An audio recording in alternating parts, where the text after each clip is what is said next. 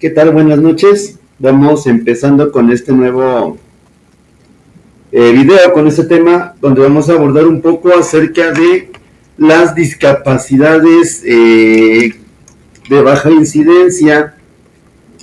Particularmente, bueno, esto sería en la antesala de trabajar un poco con lo que es el tema del autismo. De hecho, se considera que justamente el autismo es una variante de una discapacidad de baja incidencia. Ojo, esto no implica que el autismo sea algo, pues, ¿cómo decirlo? Algo leve, o que no sea, o que no tenga una trascendencia importante en las familias de las personas. Simplemente se señala que desde el punto de vista de la educación especial, o la forma en que se puede abordar a una persona que tiene autismo, que tiene esta condición, pues obviamente son pocas personas las que lo pueden manifestar. Ojo, esto no implica que el trastorno no se manifieste de manera, por así decirlo, habitual, o que de alguna forma el trastorno no sea frecuente. Este concepto de discapacidad de baja incidencia tiene que ver principalmente justamente con lo que es el manejo que se da en las aulas, ¿sí? Bien, para entender un poco más lo que es este término, vamos a ver a continuación por qué se le ha bautizado así, como discapacidades de baja incidencia. Primero que nada, como ya lo comentaba, en comparación con otras discapacidades de aprendizaje, problemas de lectura, problemas de escritura, problemas de cálculo, alteraciones del lenguaje, en su conjunto, las discapacidades de baja incidencia, dentro de las cuales puede estar el autismo, apenas representa el 10% de la población escolar, ¿sí? Es decir, por eso es que son de baja incidencia. El criterio que se está siguiendo justamente para denominarlo así es un criterio estadístico en cuanto a frecuencia de casos en una población escolar, no en una población clínica general. Repito, esta situación, estas estadísticas, esta afirmación tiene que ver con el 10% de casos, pero que son intervenidos dentro de un aula de clases. Es más común en ese sentido, pues, encontrarlos dentro de las aulas de clase, encontrarlos a niños que tienen problemas de lenguaje, problemas de lectura, problemas de escritura, problemas de cálculo, problemas cognitivos o deficiencias cognitivas, como por ejemplo discapacidad intelectual, más que por ejemplo a lo mejor este tipo de trastorno. Hay que recordar también, como se veía en un video anterior, pues que finalmente en el caso del autismo hay una asociación directa con lo que es la discapacidad cognitiva. Eso también es importante destacarlo y no hay que perderlo de vista.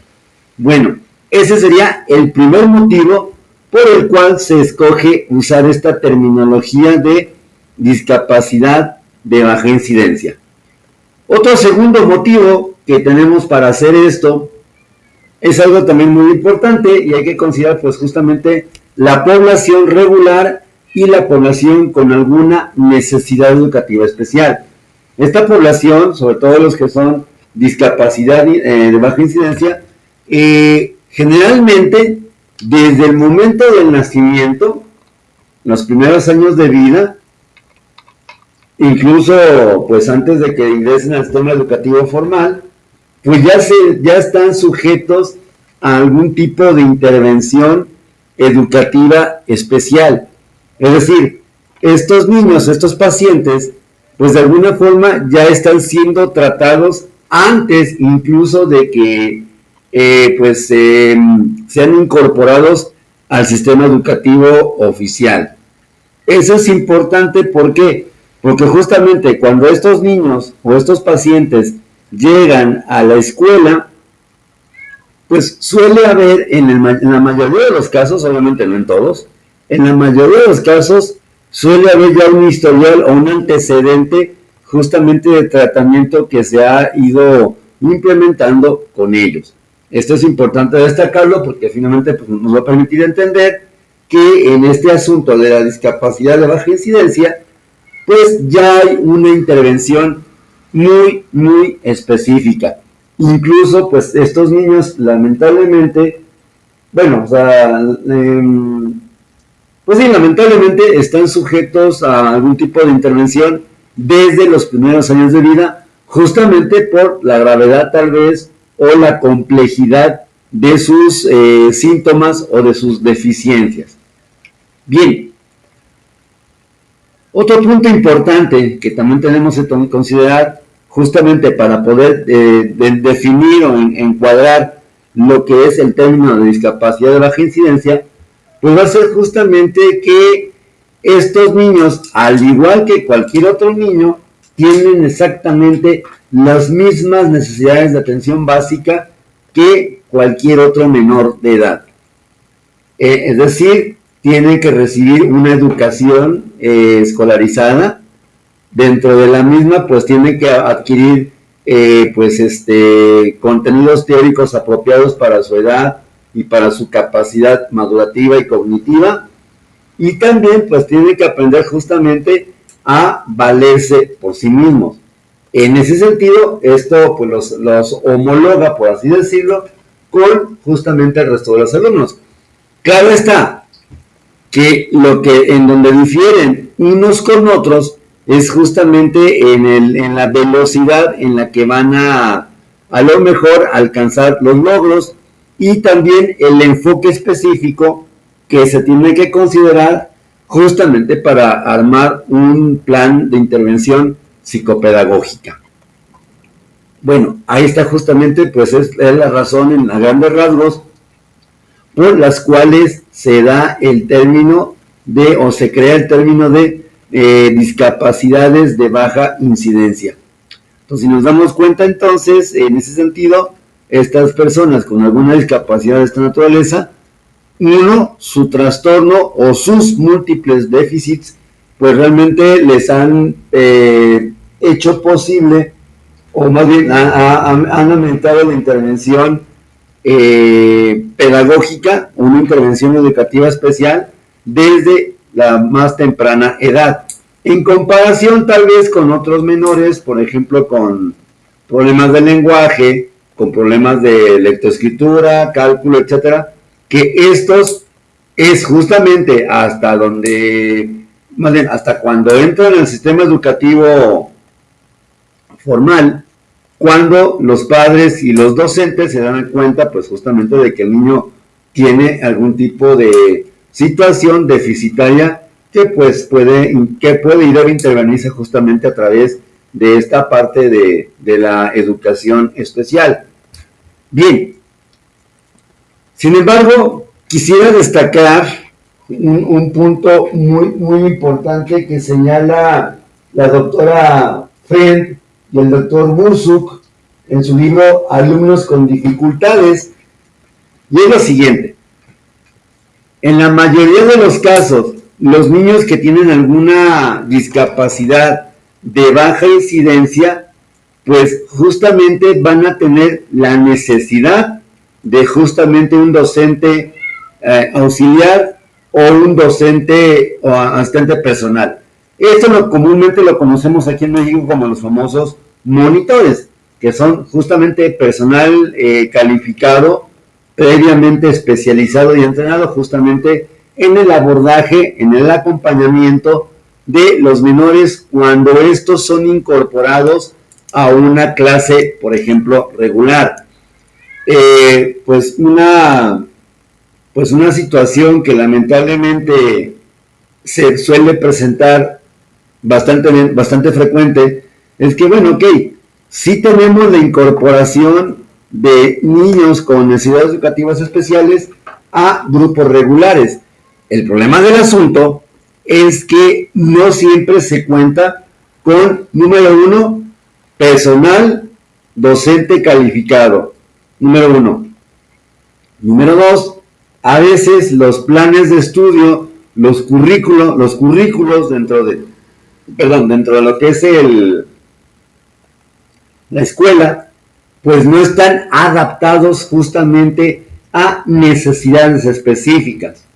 Y tres, pues finalmente pareciera que hay una especie de disociación entre lo que la escuela enseña y lo que el alumno con o sin necesidades educativas especiales pues va adquiriendo dentro de la misma, siendo que esto pues debe de cuidarse o debe de tomarse con mucho cuidado, porque hay que recordar que la finalidad última de que un niño con alguna necesidad educativa especial se presente a una clase regular, pues es justamente que vaya tratando de incorporarse a lo que es la dinámica social, pues obviamente de acuerdo a sus posibilidades, pero se trataría a grandes rasgos de hacer que el niño pues tenga cierta funcionalidad. Más adelante vamos a retomar un poco este asunto de del tema del currículo de los centros de aprendizaje, de las escuelas.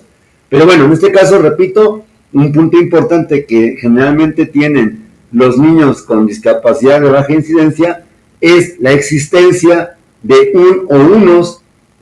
un equipo multidisciplinario, pues que justamente está dándole la atención integral adecuada pues al niño en función de pues su condición actual, ¿sí? Eso es algo que sí es necesario reconocer, que finalmente pues también puede de alguna manera puede influir mucho en cómo conceptualizamos. Ahora, aquí hay algo muy importante, y ahorita que hablo de conceptualizar, en este caso, pues ciertamente corre completamente a cargo de nosotros como profesionales, ya sea psicólogos, ya sea pedagogos, pues justamente esta parte de ver, primero que nada, cómo estamos conceptualizando al alumno, ¿sí?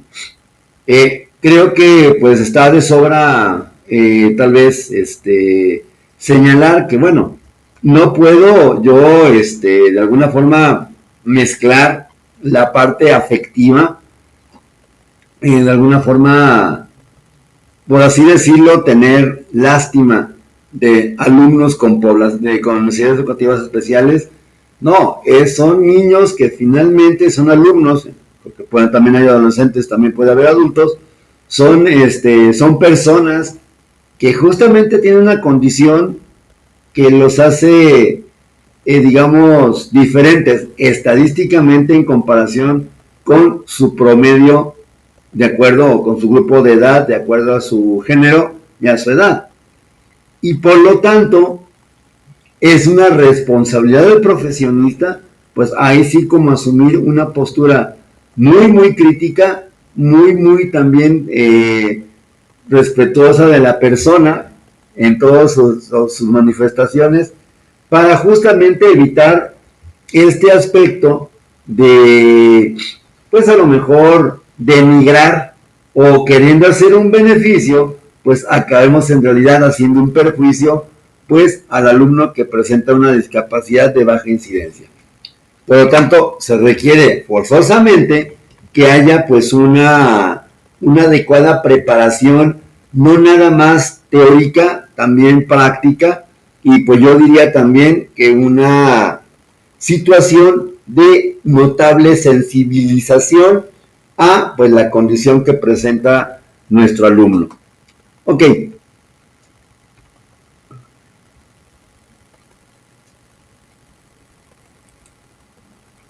Bueno, hasta ahorita pues hemos hablado un poquito acerca de la contextualización de los alumnos con discapacidad de baja incidencia, los motivos para nombrar así a esta población, a esta parte de la población, la presencia tan importante de lo que es el mentor, el auxiliar, el tutor, el consejero, como parte de un equipo multidisciplinario que se va a encargar justamente de cubrir las necesidades educativas del alumno. Ahora, ¿a quién vamos a incluir en esta categoría de alumnos con discapacidades de baja incidencia? Bueno, muy sencillo. Número uno, a todas aquellas discapacidades que, de acuerdo a los sistemas clasificatorios principalmente DSM-5, tengan digamos, la nomenclatura de severas, ¿sí? También podemos incluir justamente a aquellos alumnos cuyo diagnóstico de su condición específica tenga un criterio diagnóstico de discapacidad moderada, ¿sí? Y también, bueno, en este caso, los de discapacidad leve no entrarían tanto en este término. Sí se pueden incluir, claro que sí, pero generalmente si es leve, la mayoría de los casos, o la mayoría de las veces, son bastante funcionales, y finalmente pues esto hace que las personas tengan pues como esa adaptación. Ahora, también dentro de este término vamos a agrupar a alumnos que tengan deficiencias múltiples. Habíamos empezado pues a examinar un poco lo que es la parte del autismo como un trastorno. Justamente el autismo o los trastornos del espectro autista, como se llama ahora en el DSM-5, pues pertenecen a esta categoría de trastornos de baja incidencia, y en pues encontramos no nada más la clásica afectación de lo que es el proceso de lectoescritura, sino encontramos deficiencias a nivel intelectual, a nivel de aprendizaje, y pues también encontramos deficiencias, y es lo que caracteriza finalmente al autismo, a nivel de la comunicación que mantiene el sujeto con su entorno, y justamente también dentro del mismo tema de la comunicación, cómo se relaciona el alumno con su grupo primario de apoyo. Le hace en este último sentido, pues justamente la familia. Como ya se comentó, pues justamente una característica esencial definitoria del autismo, pues va a ser justamente múltiples déficits a nivel social, a nivel interpersonal y a nivel comunicacional. Y entonces, en ese sentido, es justamente por esa razón que podemos agrupar a lo que son personas que tengan autismo dentro de esta categoría de baja incidencia. Bueno, ahora, como ya comentaba ahorita, pues justamente una parte muy importante que nos va a ayudar a definir si un alumno o no se puede encuadrar o se puede agrupar en esta categoría de baja incidencia sería estos tres aspectos. Número uno, tener alguna deficiencia cognitiva, ¿sí? Sobre todo donde se afecte la capacidad de simbolización, donde se afecte también lo que es la parte de la capacidad de, pues justamente, manejar conceptos abstractos. Aunque también, pues va obviamente, pues a acompañarse todo esto, pues de una falla global que puede ir desde moderada hasta severa o grave en el comportamiento adaptativo. En ese aspecto, pues cuando se comentaba justamente la parte del autismo, pues yo creo que queda bastante establecido, bastante claro, que uno de los principales problemas con los niños con autismo, pues justamente va a ser que tienen una falla en la forma en la que interrelacionan con los padres de familia. Justamente son los padres de familia los que suelen llevar como esa, pues ahora sí que esa repercusión a nivel emocional, que incluso puede afectar la dinámica que establecen con los hijos al tener a un niño, a uno de sus hijos, pues con un diagnóstico de trastorno del espectro autista. En ese sentido, pues justamente hay una falla a nivel cognitivo, hay una falla en lo que es el comportamiento. No es de ninguna manera un comportamiento adaptativo, y esto es lo que puede de alguna manera complicar todo el caso complicar todo, justamente todo el panorama que tiene.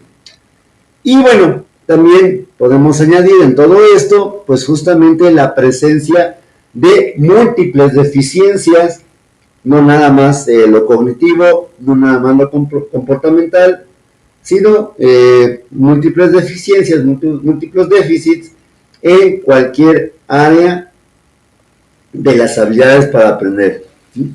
Bien, perdón.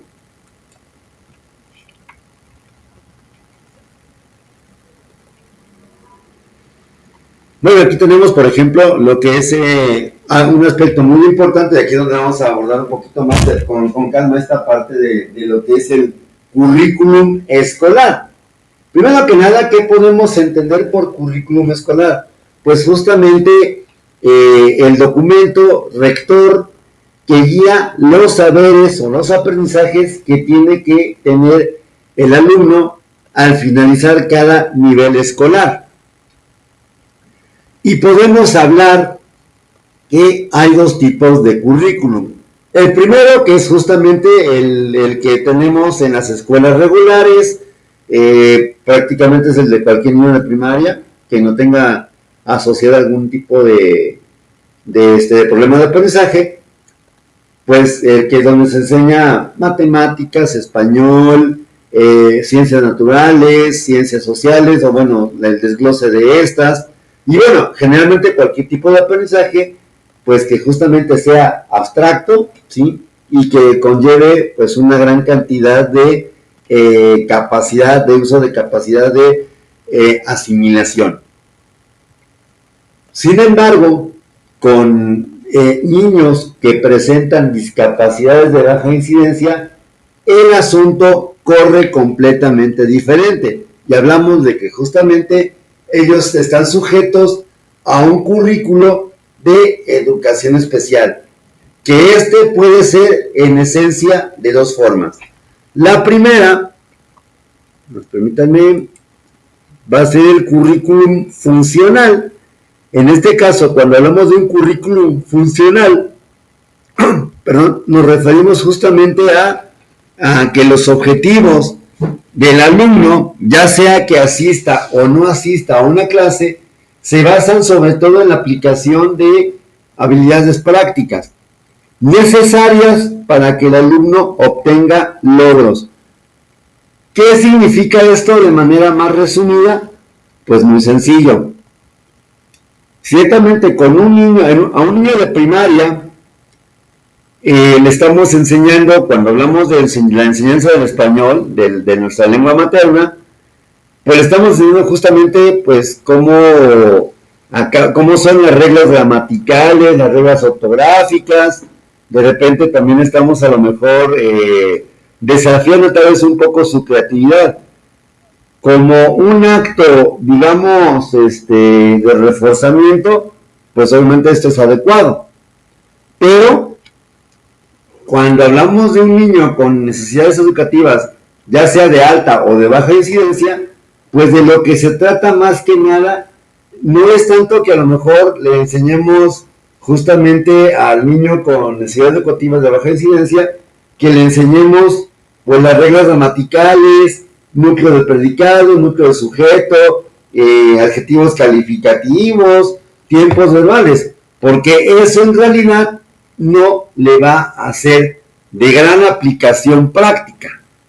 Claro está que es un conocimiento que todos nosotros se supone que tenemos y lo vamos arrastrando desde la más temprana infancia, pero en el caso del currículum para alumnos de baja incidencia, pues justamente tiene que depurarse dicho currículum para generar o anotar los temas necesarios para que el alumno aprenda a desenvolverse con cierta eficacia desde el punto de vista conductual, o sea, desde el punto de vista pragmático. Ese es el currículum funcional. Tendremos a continuación lo que es el currículum centrado en la comunidad. Cuando hablamos de un currículum centrado en la comunidad, pues justamente tiene que enlazarse, aquí sí de manera muy estrecha, lo que pasa fuera de la escuela y lo que el niño adquiere dentro de justamente su entorno psicosocial. ¿Qué significa esto en pocas palabras? Y ya para ir cerrando el video, porque ya estamos cerca de la media hora, faltan 5 minutos. En este currículum centrado en la comunidad, pues se supone que el centro educativo va a tener que enseñar al niño, a los alumnos, justamente a cómo relacionarse adecuadamente, de manera eficiente, en lo que es su propia comunidad.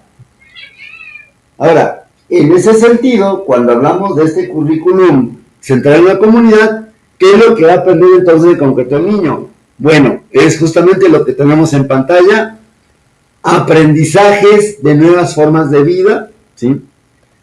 Lo que es formas de trabajar de manera eficiente, sobre todo pues aquellos alumnos que de alguna manera son funcionales, o sea, sí tienen una discapacidad de baja incidencia, pero pues no es tan profunda o tan grave, vaya, en pocas palabras.